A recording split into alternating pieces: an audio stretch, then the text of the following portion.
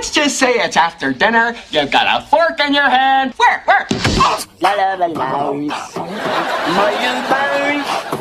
Make more burning. A woman is as sweet as honey as long as she don't want no money. Back in the day, TV felt a bit predictable. But then, In Living Color burst onto the scene, shattering expectations and delivering side-splitting laughter that hit you like a bolt from the blue. Damn!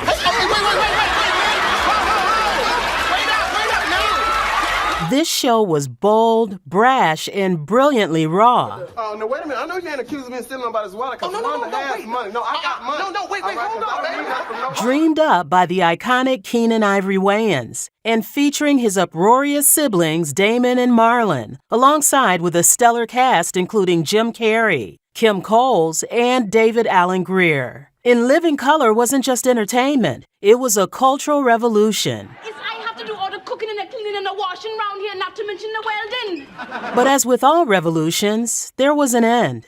What really led to the show's sudden cancellation. Compete to get your material on. So the writers are competing with each other, the performers are competing with each other. Oh, I mean, maybe Jim Carrey didn't have to compete because he was one of a kind, and certainly the Wayans didn't have to compete because it was their show. But there was a strong competition. I had a talk with Tommy Davidson just the other day. We were on a flight together, and I didn't know he was feeling it too. Like, it was a strong competitive experience. I went to Living Single, and it was a cooperative, and so it was very different. So, and better. And better for me. Keenan breaks it down, revealing the behind-the-scenes drama. Was it network politics, creative clashes, or did Fire Marshal Bill ignite a firestorm too big to extinguish? Fire Marshal.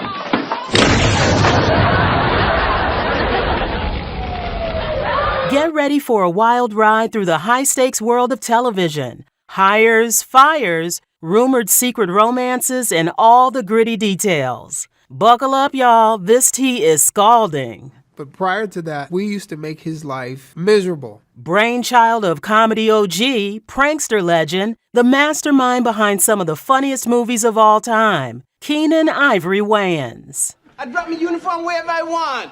I work 15 jobs. I don't have time for your foolishness. When I come home, I'm tired, damn it. From his outrageous sketch comedy days to his Hollywood directing gigs, Keenan Wayans has been stirring the pot and doling out laughs for decades. What's up, man? This is the VIPs. Yeah, that means very, very important people. It wasn't Keenan's first rodeo. He'd done 2 successful blaxploitation productions that went on to be quite successful. However, In Living Color was the first one to hit the ball straight out of the park in the early 90s. The requirements for being on the cast were so high that people like Chris Rock and Martin Lawrence are reported to have auditioned, but they didn't make the cut. The audition process was quite the process. The casting process was really fun. A lot of the people I knew from doing stand-up in the clubs, but even though I knew them, I put them all through the process. And the process was they came in, they read script, performed that. Then we did improvs. And then if they made it to the finals, they had to do their act on stage. And because one person's cilantro nightmare is another's salsa fiesta, while some other people didn't make the cut to be on the cast of the show, others did and turned it down. By others, we're referring to Mark Curry. And I was also offered In Living Color. People don't know that. Put some respect on my name. Why did you turn down In Living Color? Well, it was either Mr. Cooper or In Living Color. Oh, yeah. Well, we can't be mad at that. When Fox Network approached Keenan and basically told him to express himself freely and allow his creative comedy juices to flow, they must not have imagined how far off the edge that Keenan's mind liked to live, because they panicked like a cat in a bath. So Barry let us shoot it, but then it came time to air it. And that's when everybody got nervous, like everybody. And Peter Chernin was head of network, sat me down, and he said, "We're really nervous about airing this." He goes, "Undoubtedly, it is great and funny." He goes, "But we just don't think we can air this." It took about a year to go from shooting the pilot to actually airing it. The network even had a research team work round the clock to ensure they weren't going to be stepping on any sensitive toes. Not only was that a conversation, but they hired a research group, and it was the funniest thing. I met with the research people, and I swear it was the CIA. It was a kind of like stiffness and suit and tie that you just go, this is not your average white executive right here. This guy is on another level. Told me about the research they had done. And they didn't ask people if they thought things were funny. They asked them, how did it make them feel? It's like, wow. And then they asked me some questions, and they asked me, so what do you think the show is? What do you think? Like, they wanted to know my feelings about the show, and I said, I think the show is fresh and it's new. I think it's revolutionary. And they said, what do you mean revolutionary? How do you spell nervous? 'Cause this was it. It was a lot of steps to get to actually getting on the air. But after all the pre-screening hurdles that needed to be crossed were crossed, the show took off and boy, was it a hit. Well, Tommy Davidson, who had to leave the show and come back, attests that something was different when the show lost a handful of its initial cast. There's a little more freedom for me to do what I wanted to do. But also there was a lack of quality to the show. And those friendships I missed too. But like I said, this is a job. It ain't like my family. But why did Tommy have to leave the show and come back? Well, it might have something to do with a substance abuse that it seemed everyone saw coming but him. And people would sit me down and say, hey, don't you do that, don't you do that, don't you do that. And it wasn't a conscious decision. It was just one of them things where there was a lot of opportunities available to me, and I was in an emotional space where I was dependent on those things to help me deal with the present reality. It appears that even Keenan tried to pull Tommy out of that funk, with zero success. Everybody pulled me to the side. That was the good thing. Everybody pulled me to the side and said, hey, man, you better watch out. You better be careful. You better be careful. Regardless, Keenan describes Tommy as a talented, energetic, and dynamic comedian. Tommy is the Energizer Bunny. That guy, he has more energy than any human being you'll know. And he's the man of 1,000 voices as well.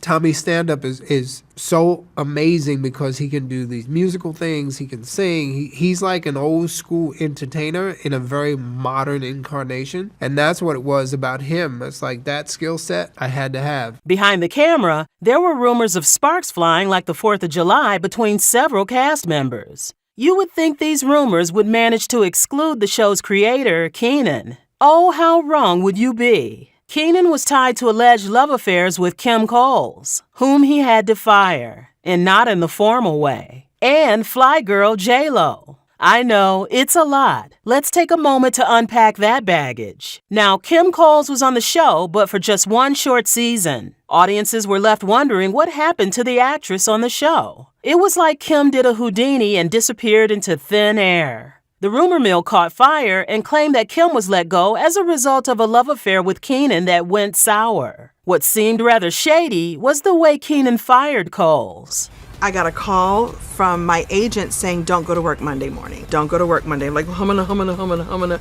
And it was tough, of course, and it was embarrassing, and it was weird because it was the hottest thing ever, and I couldn't understand what I had done or not done right or wrong, and eventually we had a conversation, and I understood the politics of the situation. You can make what you want of that, but it smells like shady business. Kim is of the opinion that Keenan fired her because of his little sister, Kimberly Wayans, who was also on the show, and that she wasn't allowed to shine because Kim Wayans had to shine as well. Keenan addresses what really went down.